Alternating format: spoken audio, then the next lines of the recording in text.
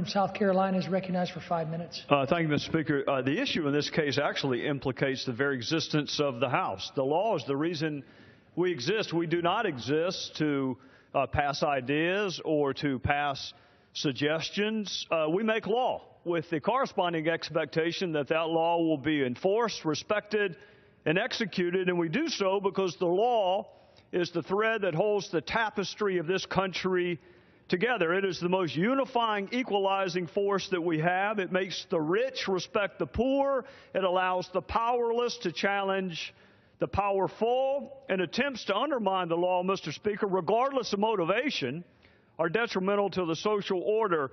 In 2014, President Obama declared unilaterally that almost 5 million unlawful immigrants would receive deferred action under some tortured definition of prosecutorial discretion. I can't help but note the word discretion means sometimes you say yes and sometimes you say no, but of course, the administration has never said no. The court found not a single time has the administration said no, so that's not prosecutorial discretion, Mr. Speaker. That's lawlessness. And you may like what the president did. I take it from some of the speakers that they do, and you may actually wish what the president did was actually law. You may wish, Mr. Speaker, you may wish that when Democrats controlled the House, the Senate, and the White House for 2 years, that they had lifted a finger to do a single solitary thing about what they're talking about this morning. You may wish that. You may wish that all these grandiose policies that we are talking about this morning on the other side, that they'd cared enough about to actually make law when they had a chance, but they did not. And they know now that one person doesn't make the law in a republic.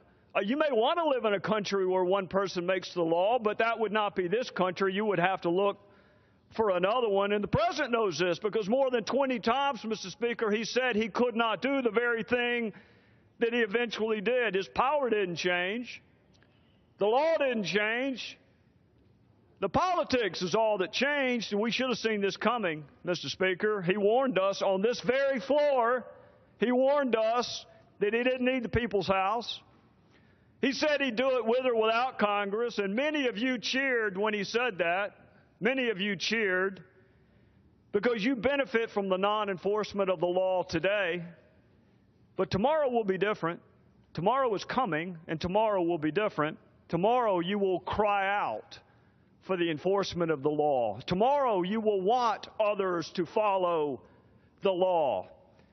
We are here, Mr. Speaker, because this administration violated one law in its haste to allow others to violate yet another law. The administration lost, and then they appealed. So here we are before the Supreme Court.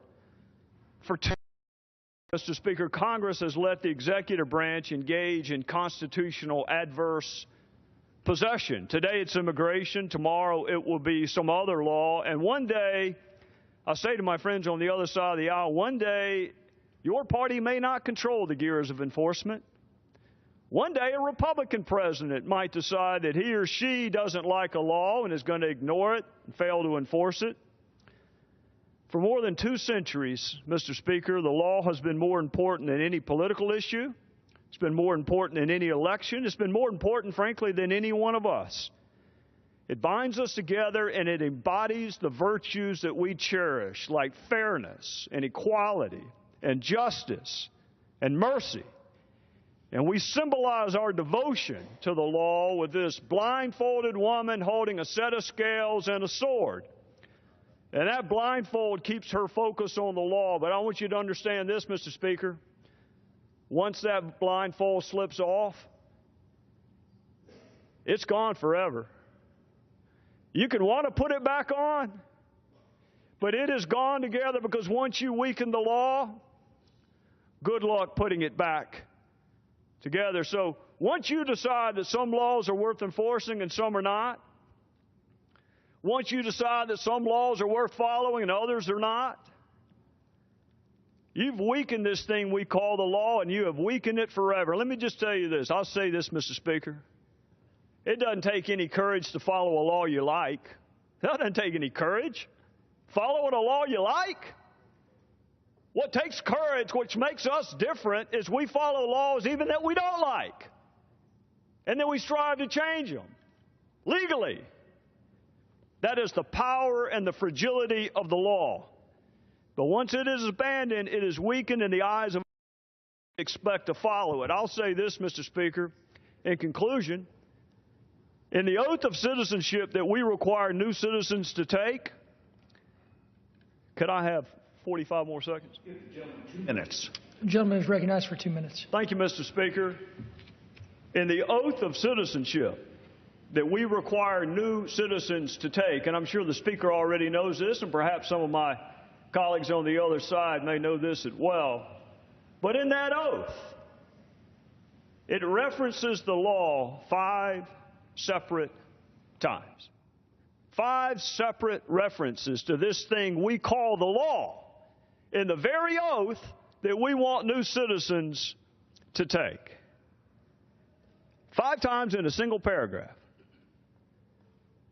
Mr. Speaker, good luck explaining why new citizens should follow the law when those in power do not have to. Good luck explaining the difference between anarchy and the wholesale failure to enforce a law simply because you do not like it. Good luck stopping the next president from ignoring a law that he or she does not like. If the president can pick and choose which laws he likes, then so can the rest of us. And you have undermined the very thing that binds us together. So be careful what you do today. Tomorrow is coming. With that, I would yield back. Gentlemen.